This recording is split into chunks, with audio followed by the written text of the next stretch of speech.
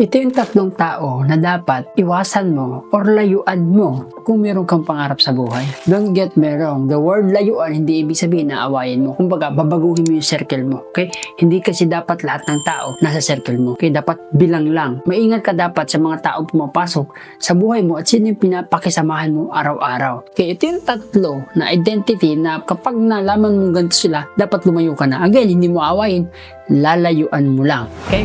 Number 1. Okay? Kapag meron kang kausap na ibang tao, okay, kaibigan mo, kakilala mo, tagal mo nang kakilala, kapag nagkwento siya sa buhay ng ibang tao, red flag na yon.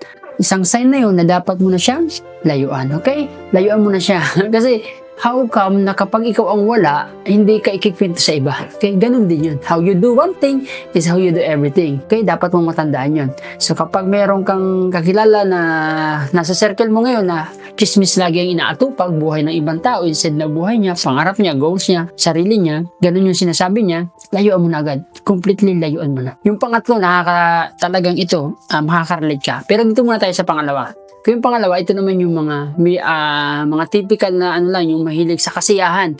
Yung araw-araw gusto lagi may gimmick, gusto lagi magsasaya. Parang wala silang, alam mo yung parang wala silang pangarap. Okay? Pag palaging available yung kanilang oras, yung halimbawa nauubos ang oras sa panonood ng mga K-dramas, yung mga pelikula, tapos yung mga teleserye. Kapag ganun na ipapansin mo yung mga kasama mo, magiging ikaw din kasi yun. So dapat iwasan mo na yun. Kung ano yung pangarap mo, hanapin mo yung mga tao na katulad ng pangarap mo or similar or may pangarap. Kung mga negosyante ang kasamahan mo kung nagnenegosyo ka. Kung ano man yung goal mo sa buhay, dapat yun din yung uri ng tao na kinakasama mo. Palagi kong sinasabi sa video ko, kung sino nakakasama mo, magiging ikaw din yun. Kung 4 na tamad ang kasama mo, ikaw yung 5. Kung 4 na magiinom yung kasama mo, ikaw yung 5. Kung 4 na chismosa ang kasama mo, ikaw yung 5. Number 3, ito yung pinaka-importante.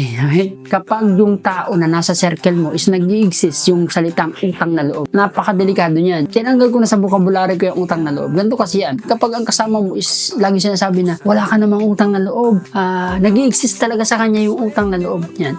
Isa kasi yun sa way para controlling ka nila. Isa yun sa way para magkameron sila ng daan para hilahin ka pababa. So, dapat mong iwasan yung may mga nag-i-exist sa vocabulary nila yung utang na loob. Kasi ganito kasi yung tunay na pagtulong. Kapag tumulong ka, dapat di ka mag-i-expect ng kapalit. Dapat hindi na. Usually, kadalasan yan sa mga kamag-anak natin, parang wala ka namang utang na loob. Actually, magulang pa natin. So, pero syempre, yung ganun, dapat aware ka. Kumbaga, kahit sila kamag-anak mo, dahil may ginugol ka, hindi kasi nila nauunawaan yun. Kung pwede mo i-explain, ipaunawa. Pero kung hindi talaga maunawaan, dapat sarili mo lang na nauunawaan mo sa sarili mo na yung utang na loob dapat hindi nag-isis. Kasi pag tumulong ka, hindi ka maghahanap ng kapalit. Kasi kapag sinabi mo may utang na loob, wala ka mo lang utang na loob. So, meaning, nung tumulong ka, nag-expect ka na agad from the beginning pa lang ng kapalit. So, dapat hindi nag-i-exist sa circle mo yung utang na loob. Kasi ako, hindi ako nagpapautang sa tao.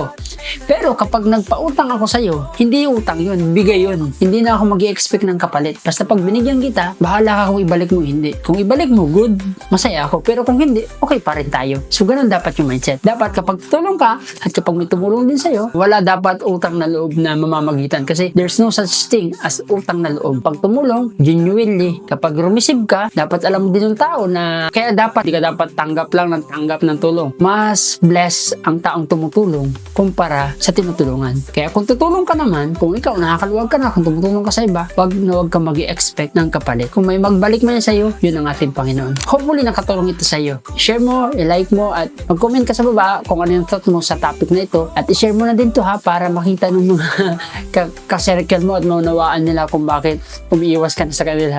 Yun lang, and bye-bye.